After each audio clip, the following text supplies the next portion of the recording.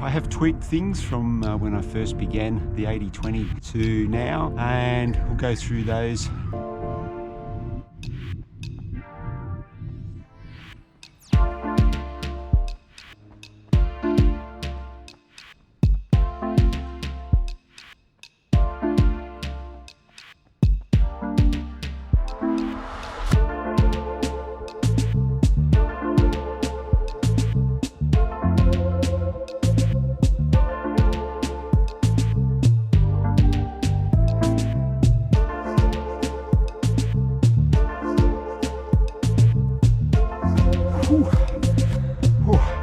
That was a little bit tougher than what I thought it would be for a recovery run after last night's speed session, but anyway, got it done. Took over 13k.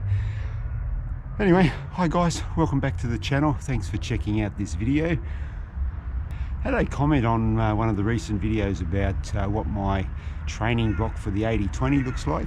So I thought in this video we'd go through what my 80-20 has looked like over the past 9 weeks, and I have tweaked things from when I first began the 80-20 to now, and we'll go through those in a little bit and also dial in really closely to a couple of sessions that I've done, one earlier on in the training block and one recently, and just show you the differences, and I'll talk about why I have tweaked the 80-20 and give you a look at what I'm doing at the moment. Yeah, so let's go inside and we'll talk more about this 80-20 training block. All right, so thanks to Morris for this question asking about my 80-20 training and what it looks like. So what I'm going to do now, I'll put some screenshots here up as I'm talking, just to show you what I've been up to over the past 9 weeks of this 11-week training block. And just remembering too, guys, that this follows on from that 11-week training block that I did earlier in the year, where I did those 5 and 10 kilometre races, replicating those races also in the 80-20 training block. As I said outside, I have tweaked the 80-20 from when I first began. I had the feeling that I needed to do the short, sharp speed intervals at the beginning of this training block, thinking that I needed to increase my leg speed. But I really have found, and this was borne out by that 5 kilometre race that I had at the Brisbane Marathon Festival, where I was a little bit disappointed, to be quite honest. I was overall only 1 second per kilometre on average faster than the 5 kilometre I did in that MAF training block. And I really thought that the extra speed sessions that I was doing as part of the 80-20, and also running in the carbon plated shoes as well, those new Balance Fuel Cell RC Elites, that I might have run a little bit quicker than I did. That run really made me sort of take a step back and have a look at what I was doing early in this training block. I really found myself on a roller coaster pretty much in those early weeks. I'd have some good days and some bad days, and it just wasn't any sort of consistency to my running. After Brisbane, I had another look at the training plan and I just tweaked things around a little bit, and that's what I'm going to go through right now. So after Brisbane, I had a weekly mileage of 73 kilometres. What I have done, especially in the past couple of weeks since that Brisbane 5 kilometre at the end of week 6, I have increased my mileage.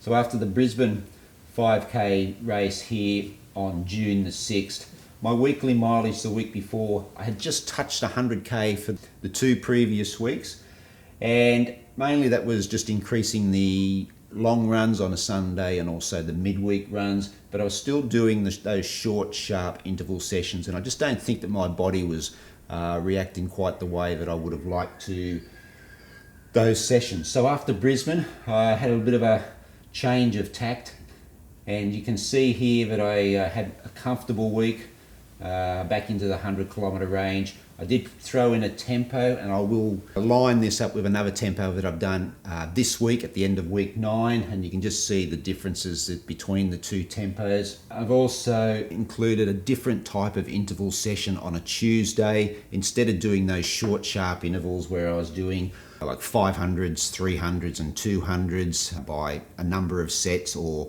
1 minute, 2 minutes, 3 minutes by a number of sets, I've changed this around now to doing longer type tempo or almost race simulated efforts up to 5 kilometers. So at the moment I'm sort of 3 to 4 kilometers of a pace in between my 5 kilometer and 10 kilometer pace.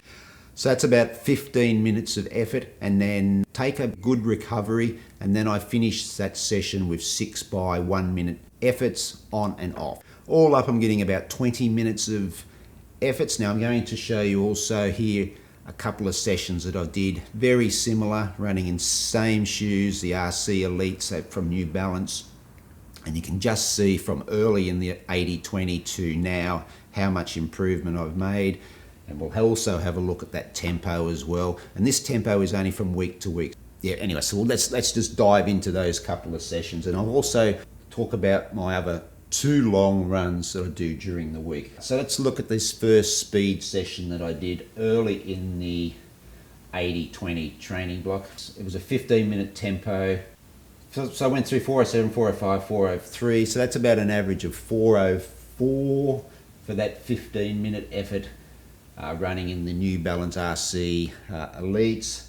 Now if I just fast forward that and compare that to the session that I did in week 9, very similar session, and it's 353, 348 and 352, so a lot faster, a 351 average.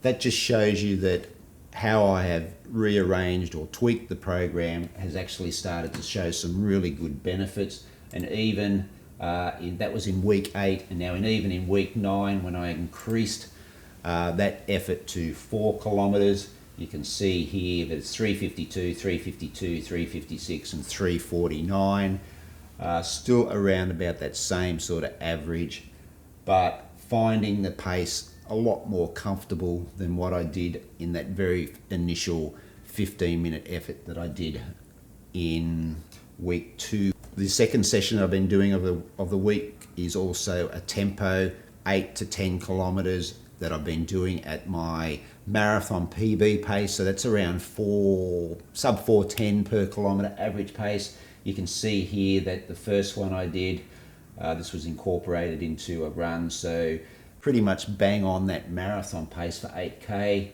Fast forward 1 week to the next tempo I did. This one was at 9 kilometers. Also ran it as part of a park run, so had people around me, which I really think helps if you can get people to do these sort of sessions with.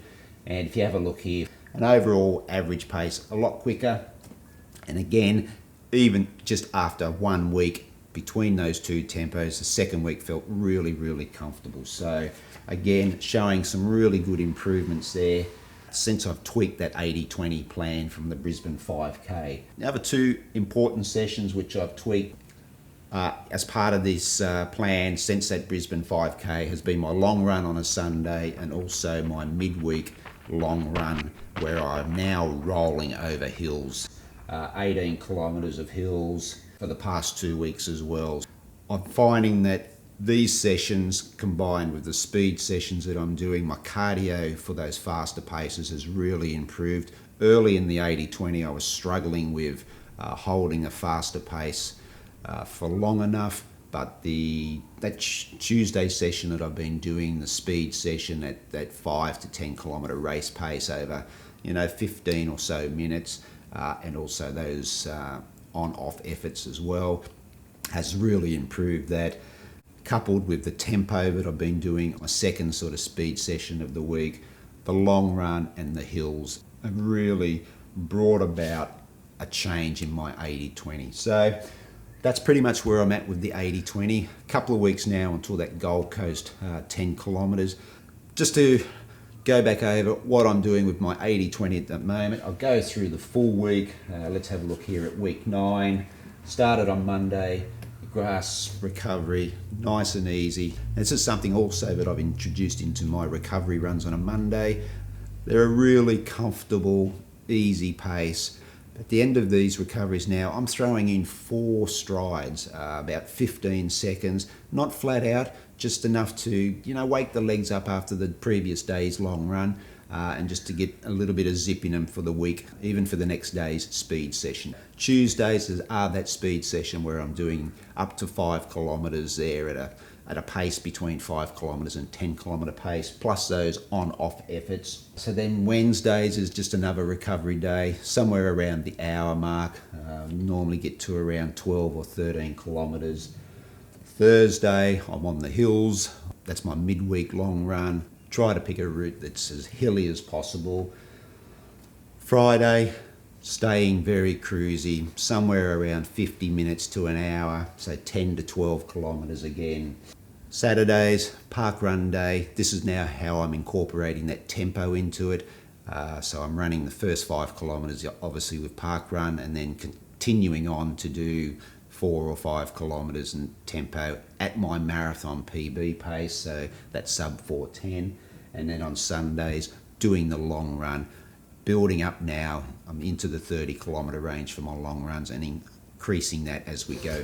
All right, so I hope, Morris, that helps you with an insight into my 80-20 training plan at the moment. I hope your running is going well. I hope everyone else's running is going well. If you've made it all the way through to the end of this video, thanks very much for watching, guys. I really do appreciate it. If you have liked this video, make sure you give it a thumbs up, share, comment, like, subscribe, all those sort of things. All right, I'm off for some breakfast now after this morning's run. So stay safe, happy running, and I'll see you in the next one. Very.